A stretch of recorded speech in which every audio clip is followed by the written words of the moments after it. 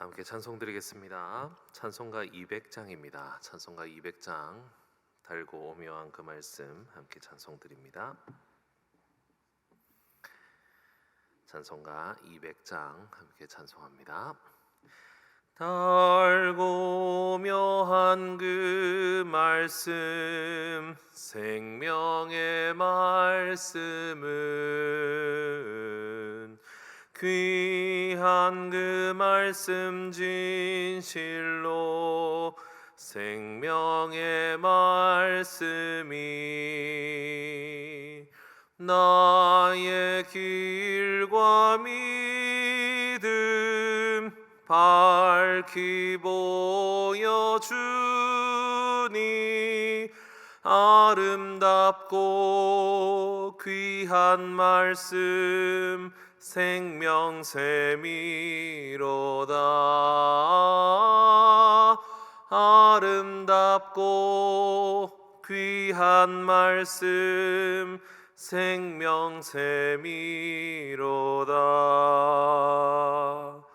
귀한 주님의 말씀은 내 노래 되도다.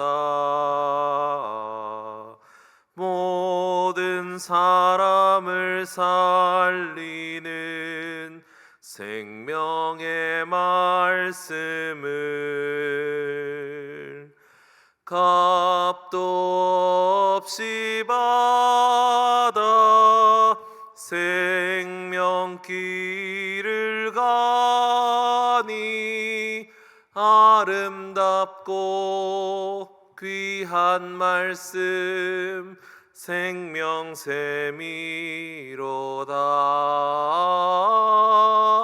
아름답고 귀한 말씀 생명샘이로다.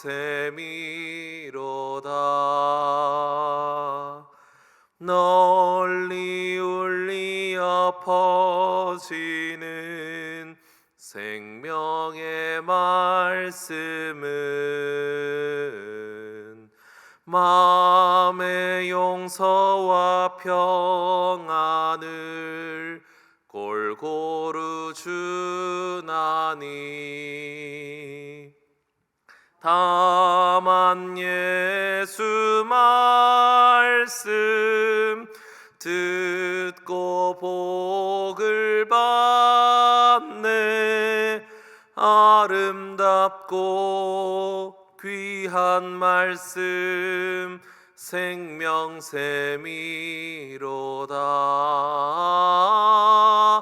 아름답고 귀한 말씀 생명샘이로다.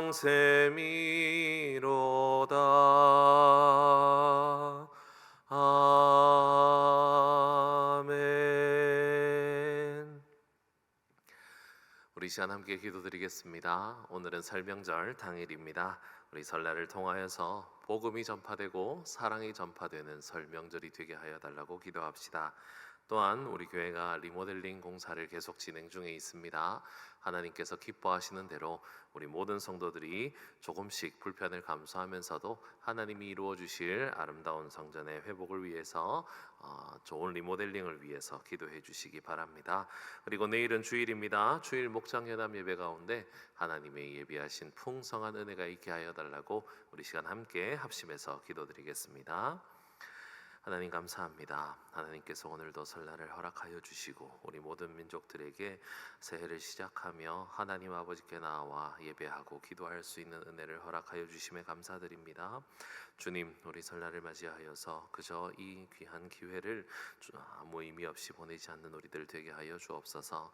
주님께서 우리에게 심기어 주신 사랑과 복음의 씨앗들이 우리의 믿지 않는 가족들에게 잘 전파될 수 있는 기회를 허락하여 주시고 하나님의 말씀으로 또한 하나님의 그 가르치심대로 이웃을 사랑하며 형제를 사랑하며 가족들 가운데 우리의 그 큰 받은 은혜를 전할 수 있는 좋은 명절이 되게 하여 주시옵소서. 우리가 만나는 자들마다 하나님 안에서 복을 받고 하나님의 은혜를 누릴 수 있는 귀한 명절이 되게 하여 주시옵소서. 주님, 우리 내일은 귀한 주일 연합 목장 예배를 드립니다. 하나님께서 우리의 예배 가운데 함께해 주셔서 예배에 나오는 모든 자들이 하나님의 말씀 안에서 새 힘을 얻을 수 있게 하여 주시고, 또 새로운 한 해를 시작하면서 하나님 주시는 말씀으로 살아가고자 하는 귀한 다짐들을 할 수 있는 하나님 안에서 우리의 의지가 가득한 주일 예배가 되게 하여 주옵소서. 주님, 각지에서 주님께서 부르고자 하시는 모든 성도들을 주님께서 불러 모아 주시옵고, 주님 안에서 예배하는 참된 기쁨을 누릴 수 있는 우리 울산 시민교회가 되게 하여 주시옵소서. 주님, 교회 리모델링을 계속해서 진행 중에 있습니다. 주님, 조금씩 불편할 줄 압니다. 주님, 하지만 그 불편함 가운데서도 견디고 인내하여서 하나님께서 완성시켜 주실 아름다운 우리 교회당을 기대할 수 있게 도와주시고, 리모델링의 모든 순간들과 모든 순서들이 아무 문제 없이 잘 진행될 수 있도록 주님께서 은혜를 더하여 주시옵소서. 주님, 리모델링이 목적이 아닌 하나님께서 기뻐하시는 교회를 세우는 것이 우리의 목적이 되길 원합니다. 이를 통하여서 하나님께서 세워가시는 아름다운 하나님의 나라의 성전이 되어가는 우리 모든 성도들이 되게 하여 주시옵소서. 오늘도 우리와 함께 하시는 우리 구주 예수 그리스도 이름으로 기도드립니다. 아멘. 오늘 우리에게 주시는 하나님의 말씀입니다. 신약성경 마가복음 4장 1절부터 20절까지 말씀입니다. 신약성경 마가복음 4장 1절부터 20절까지 말씀을 저와 여러분이 한 절씩 교독하시겠습니다. 마가복음 4장입니다. 예수께서 다시 바닷가에서 가르치시니 큰 무리가 모여들거늘 예수께서 바다에 떠 있는 배에 올라 앉으시고 온 무리는 바닷가 육지에 있더라. 이에 예수께서 여러 가지를 비유로 가르치시니 그 가르치시는 중에 그들에게 이르시되, 들으라, 씨를 뿌리러 가는 자가 뿌리러 나가서 뿌릴새 더러는 길가에 떨어짐에 새들이 와서 먹어버렸고, 더러는 흙이 얕은 돌밭에 떨어짐에 흙이 깊지 아니하므로 곧 싹이 나오나 해가 돋은 후에 타서 뿌리가 없으므로 말랐고, 더러는 가시떨기에 떨어짐에 가시가 자라 기운을 막음으로 결실하지 못하였고, 더러는 좋은 땅에 떨어짐에 자라 무성하여 결실하였으니 30배나 60배나 100배가 되었느니라 하시고, 또 이르시되 들을 귀 있는 자는 들으라 하시니라. 예수께서 홀로 계실 때에 함께한 사람들이 12제자와 더불어 그 비유들에 대하여 물으니, 이르시되 하나님 나라의 비밀을 너희에게는 주었으나 외인에게는 모든 것을 비유로 하나니, 이는 그들로 보기는 보아도 알지 못하며 듣기는 들어도 깨닫지 못하게 하여 돌이켜 죄사함을 얻지 못하게 하려 함이라 하시고, 또 이르시되 너희가 이 비유를 알지 못할진대 어떻게 모든 비유를 알겠느냐. 뿌리는 자는 말씀을 뿌리는 것이라. 말씀이 길가에 뿌려졌다는 것은 이들을 가리킴이니, 곧 말씀을 들었을 때에 사탄이 즉시 와서 그들에게 뿌려진 말씀을 빼앗는 것이요. 또 이와 같이 돌밭에 뿌려졌다는 것은 이들을 가리킴이니, 곧 말씀을 들을 때에 즉시 기쁨으로 받으나 그 속에 뿌리가 없어 잠깐 견디다가 말씀으로 인하여 환난이나 박해가 일어나는 때에는 곧 넘어지는 자요. 또 어떤 이는 가시떨기에 뿌려진 자니, 이들은 말씀을 듣기는 하되 세상의 염려와 재물의 유혹과 기타 욕심이 들어와 말씀을 막아 결실하지 못하게 되는 자요. 좋은 땅에 뿌려졌다는 것은 곧 말씀을 듣고 받아 30배나 60배나 100배의 결실을 하는 자니라. 아멘. 네, 오늘 본문은 우리가 너무 잘 아는 말씀입니다. 씨 뿌리는 자의 비유에 대한 말씀이죠.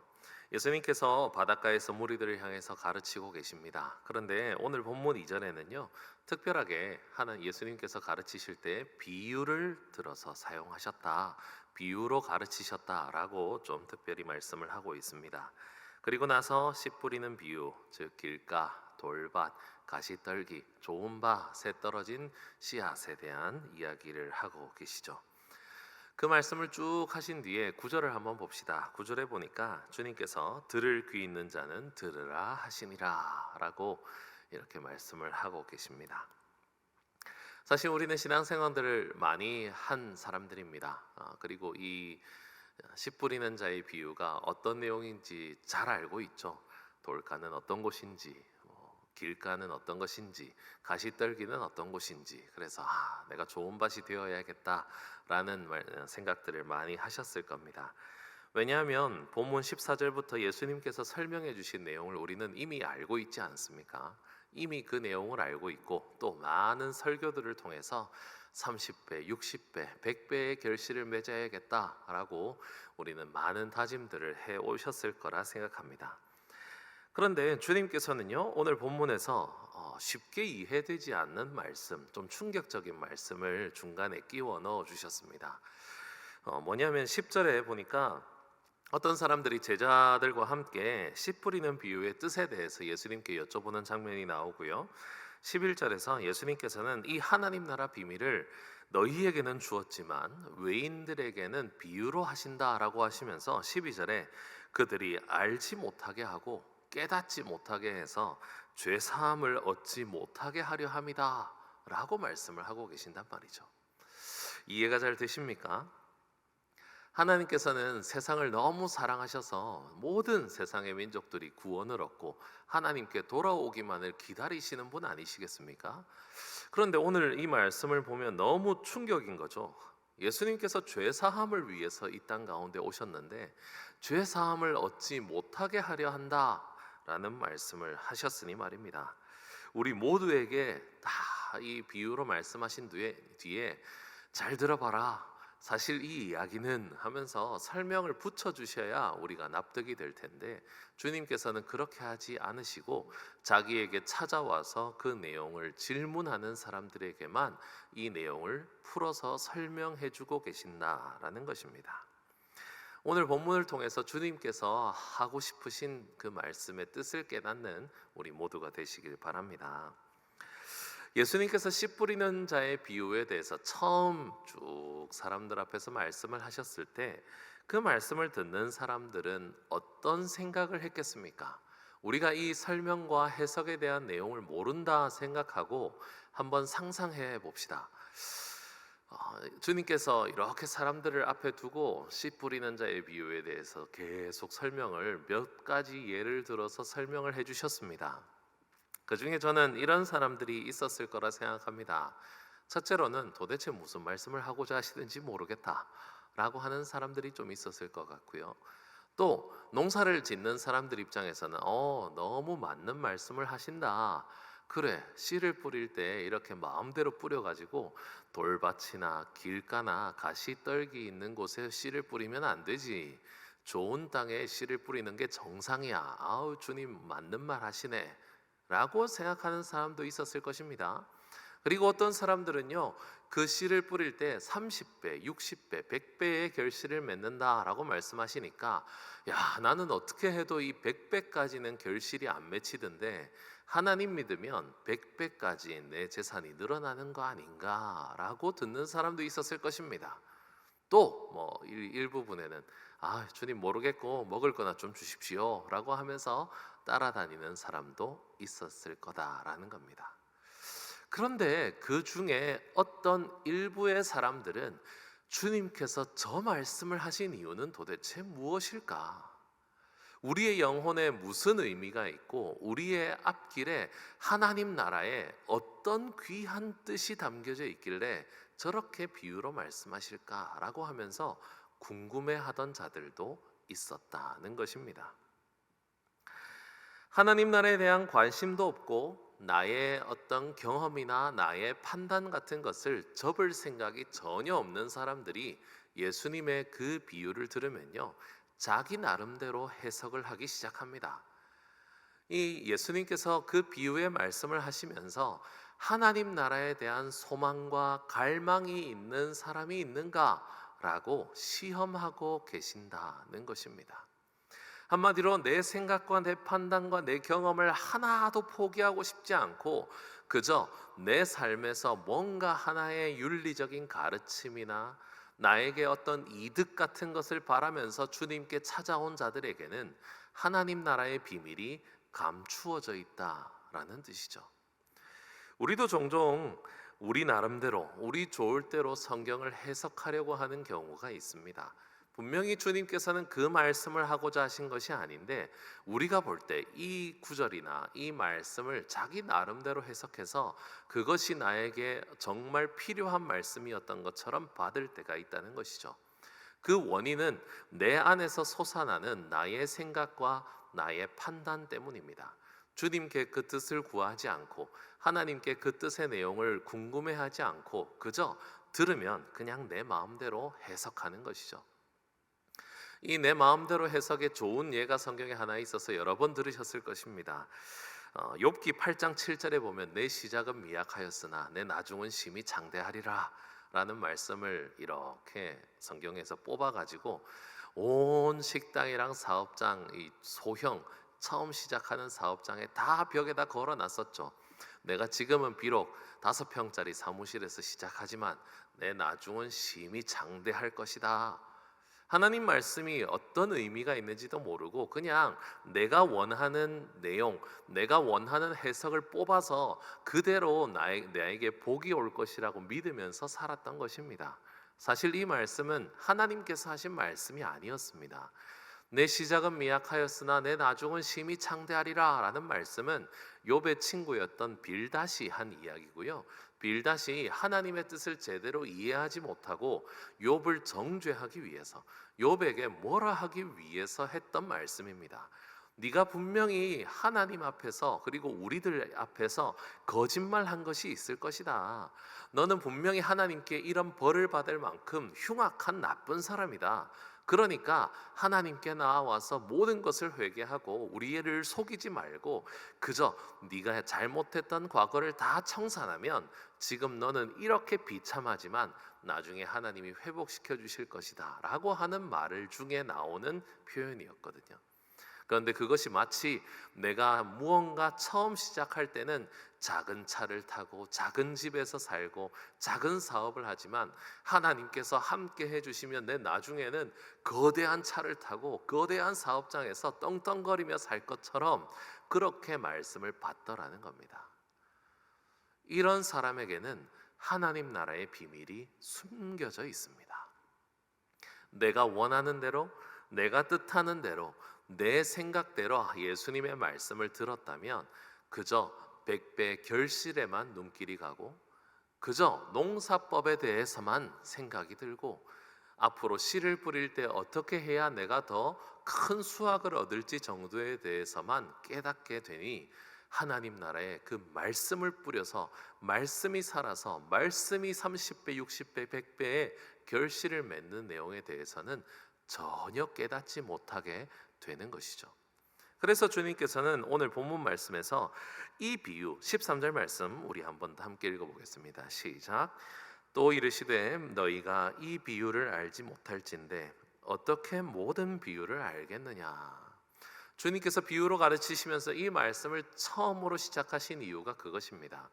하나님의 말씀을 받고 하나님의 나라의 비밀에 대한 그 갈망과 소망이 없는데 어떻게 이후에 알려질 하나님 나라에 대해서 조금이라도 들을 수조차 있겠느냐라는 말씀을 하고 계신 것이죠.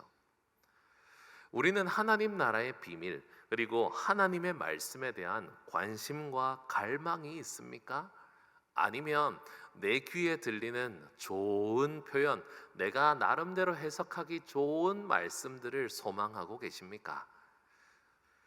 하나님 나라를 더 깊이 알기 위해서 하나님의 뜻을 더 사모하는 자에게는 하나님께서 얼마든지 100번이든 1000번이든 잘 설명해 주실 분이 우리 하나님이십니다.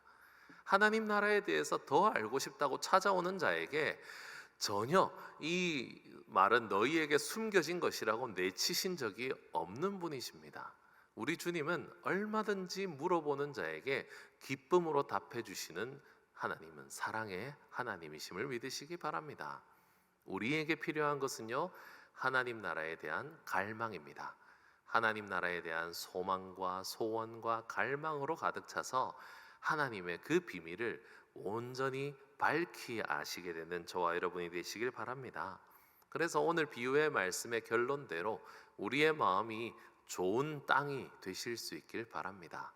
정말 좋은 땅이 되어서 하나님 말씀이 제대로 심겨지고 그 하나님 나라에 대한 말씀이 제대로 열매 맺어서 우리의 삶에 그 하나님의 능력이 풍성히 열매 맺고 하나님 말씀보다 하나님의 뜻을 내 판단보다 훨씬 더 우선시할 수 있는 우리들이 될 수 있기를 바랍니다. 설 명절입니다. 오늘 제일 중요한 명일 당일이잖아요. 근데 오늘까지도 새벽을 나온다는 건 참 대단한 일입니다. 아무도 안 오실 줄 알았습니다. 그래서 나 혼자 설교하고 있으면 어떡하지? 라고 했는데 그래도 가족끼리도 오시고 이렇게 새벽 기도를 나오셨는데요. 새벽 기도를 나오셔서 하나님 나라에 대해서 더 소망할 수 있는 기쁨이 우리 모두에게 있기를 간절히 바랍니다. 내 소원, 내 생각을 막 하나님한테 구하면서 하나님께서 그런 말씀 안 하셨으면 좋겠어요. 내 말은 그 말이 아니라 라고 하는 얘기를 안 들으셨으면 좋겠어요. 하나님께. 우리가 하나님께 기도를 열심히 하는데 하나님이 이렇게 얘기하시면 얼마나 당황스럽겠어요. 내가 했던 말은 그 뜻이 아니다. 우리는 종종 그렇게 하나님과 대화를 한다는 거죠. 하나님 뜻을 오해하지 마시고 하나님 나라의 그 크신 뜻을 알아서 오늘도 우리의 밭이 좋은 밭이 되어서 30배, 60배, 100배의 결실을 맺을 수 있는 우리 귀한 성도님들 되시기를 간절히 축복합니다. 기도드리겠습니다. 하나님 아버지, 우리는 우리의 생각과 판단이 너무 크고 강해서 하나님께서 우리에게 말씀하시고자 하는 것이 아니라 우리 나름대로, 우리 생각대로, 우리가 원하는 대로 주님 말씀을 오해하며 들을 수 있는 연약한 자들임을 주님께 고백합니다. 하지만 주님, 우리의 연약함을 징계하시거나 미워하시는 분이 아니시고 불쌍히 여기시는 분이시며 언제든 하나님께 더 나아가 하나님을 깊이 알고자 하는 갈망과 관심이 있는 자들에게 풍성한 은혜를 부어주시는 하나님이심을 믿습니다. 오늘도 하나님을 더 알기 원하고 하나님께 더 가까이 나아가기 원하고 하나님께 더 간절히 기도하기 원하여서 주님 앞에 나온 모든 성도님들에게 주님께서 응답하여 주시고 깨닫게 하여 주시옵소서. 주님과 함께하는 이 시간이 너무나도 귀하고 소중하다는 것을 누리고 하나님 안에서 30배, 60배, 100배의 결실을 맺을 수 있는 우리 모두가 되게 하여 주시옵소서. 감사를 드리며 이 모든 말씀 살아계신 예수 그리스도의 이름으로 기도드립니다. 아멘.